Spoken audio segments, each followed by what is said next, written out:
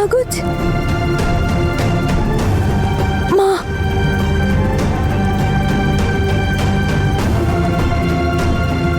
Jasmine ওর অংশটা তোর নামে লিখে দিয়েছে।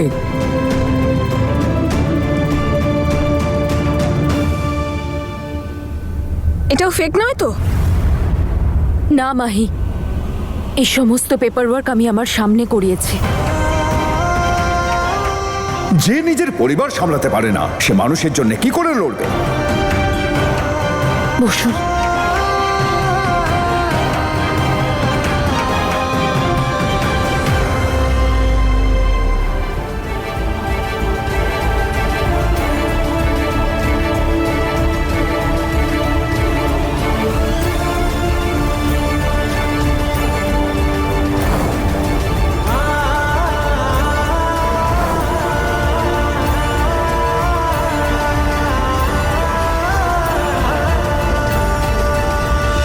আপনার হারানো মান, আপনার হারানো সম্মান আর আপনার বাড়ি আজ আপনি ফেরত পেলেন বাবা।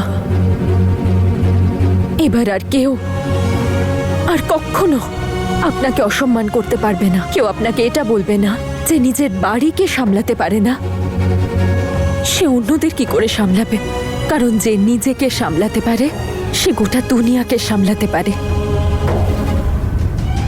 আর সেটা আপনার ধৈর্যই আজ প্রমাণ করে দিয়েছে। তাই সময় আপনাকে আপনার সবকিছু ফিরিয়ে দিয়েছে। আর বাড়ির বাকি অর্ধেকটাও বীর খুব তাড়াতাড়ি ফিরিয়ে আনবে।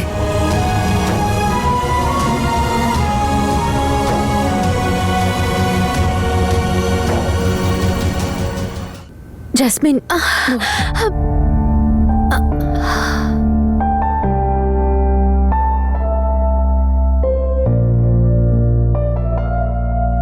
বাবা, আমি তো আপনার কাছে ক্ষমা চাওয়ারও যোগ্য নই।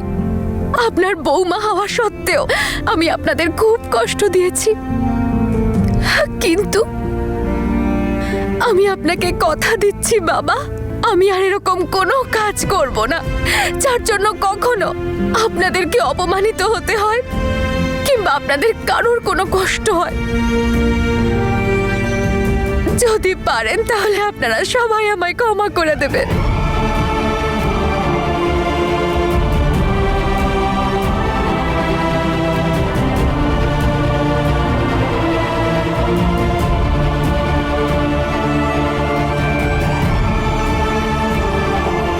জেসমিন,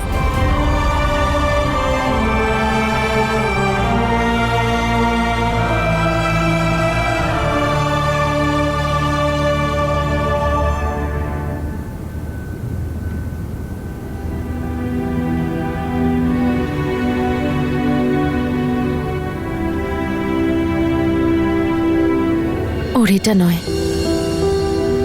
আপনার আশীর্বাদের প্রয়োজন।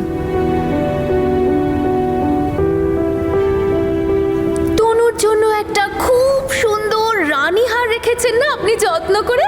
আমি আজকের দিনে ওটাই চাই।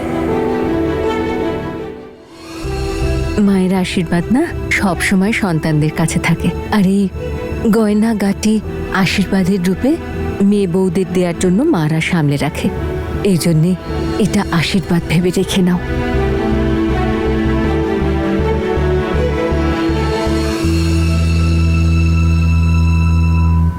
প্রিয় ঠাম্মি, আজ থেকে আপনি এবারে সব জামা কাপড় ধোবেন, ওকে?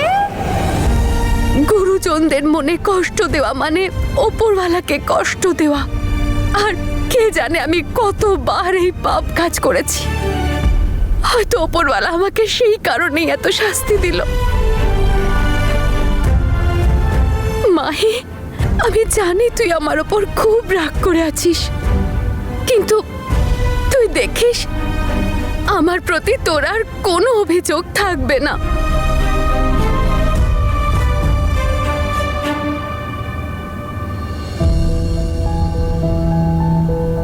অমৃত, আচ্ছা তুমি কি কোনোদিনও আমাকে ক্ষমা করতে পারবে?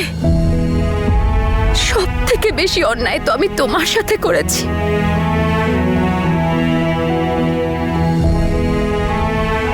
যাকে আপনারা ভেবেছিলেন মরে গেছে সে আপনার সামনে জ্যান্ত দাঁড়িয়ে আছে, জ্যান্ত।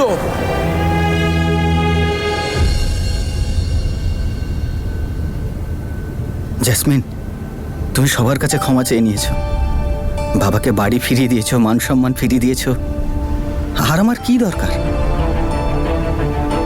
আজ আমি ভীষণ খুশি। আজ তুমি বউ হবার কর্তব্য পালন করেছো। আমি খুব লাকি যে তুমি আমার লাইফে এসেছো।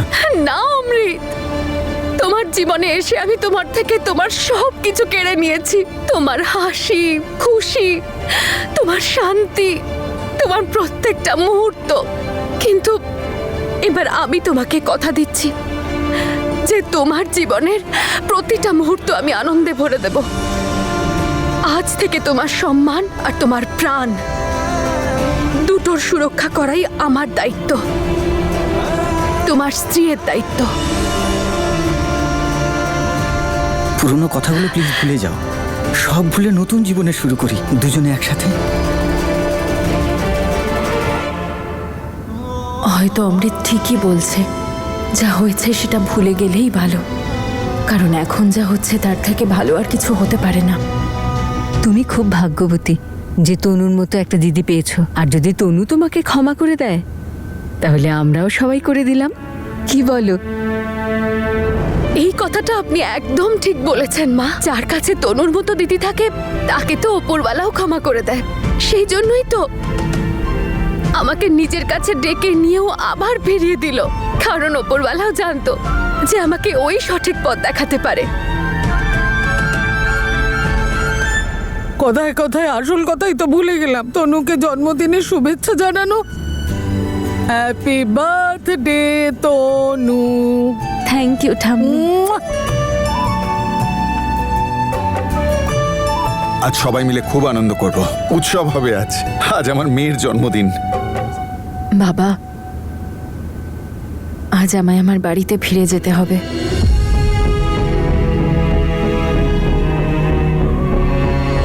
যে কাজের জন্য আমি এখানে এসেছিলাম সে কাজটা তো হয়ে গেছে, আর আমার নিজেকে করা প্রতিজ্ঞাও। তাই আমায় আজ যেতে হবে, ওখানে সবাই অপেক্ষা করছে। এত আনন্দ দিয়ে আবার মন খারাপ করার মতো কথা বলছো, কিন্তু কেক না কেটে তোমায় কোথাও যেতে দেবো না।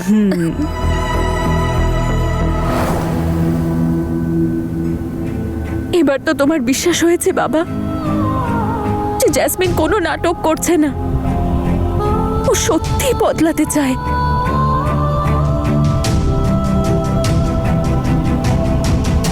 ও যা করেছে তার অর্ধেক ক্ষমাও চেয়ে নিয়েছে বাবা, ওই বাড়ির সম্মান বাড়ির অর্ধেকটা ফিরিয়ে দিয়ে। আর এখনো তোমাদের কাছে ক্ষমা চাইতে এসেছে, তবেই ওর ক্ষমা সম্পূর্ণ হবে। ওর অপরাধ এই বাড়ি থেকে শুরু হয়েছিল বাবা, আর ওই বাড়িতে গিয়ে শেষ।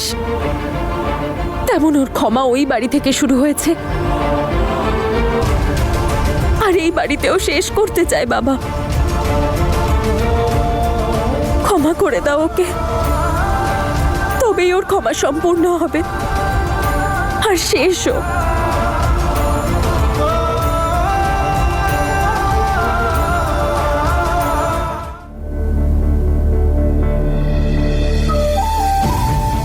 বাবা, সত্যি এই পেপারগুলো সত্যি জ্যাসমিন তোমাকে দিয়েছে? I can't believe it.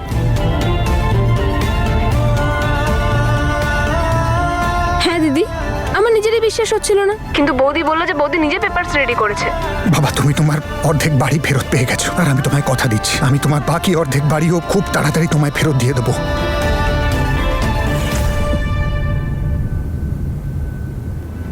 তুমি কি বলো দাদা, ট্রাস্ট করা উচিত ওর ওপর? জ্যাসমিন এখন বদলে যাচ্ছে, ওকে আরেকটা সুযোগ দেওয়া দরকার। এত কি ভাবছিস? ক্ষমা করে দে। মন তো মানতে চাইছে না মা, কিন্তু তনুও তো আমার এত অপরাধ থাকার পরেও আমাকে ক্ষমা করেছে।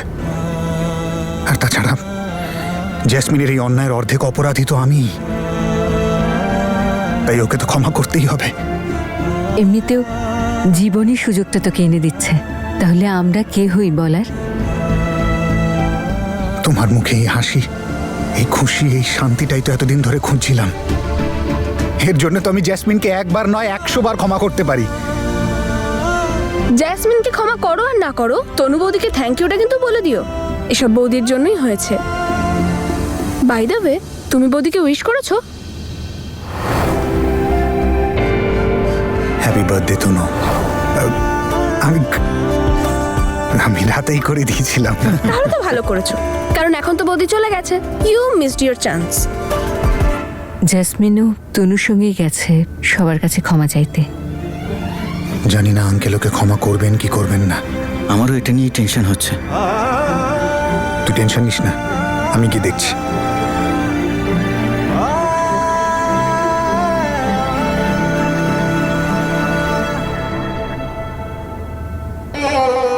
বাবা, লাস্ট টাইম ক্ষমা করে দাও। ভবিষ্যতে এরকম কখনো করব না, প্রমিস।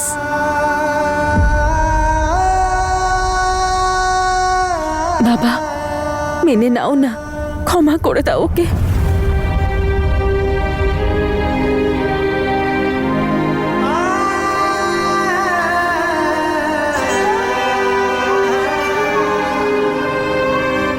মন থেকে সম্পূর্ণ ক্ষমা করতে পারবো কিনা সেটা আমি বলতে পারছি না।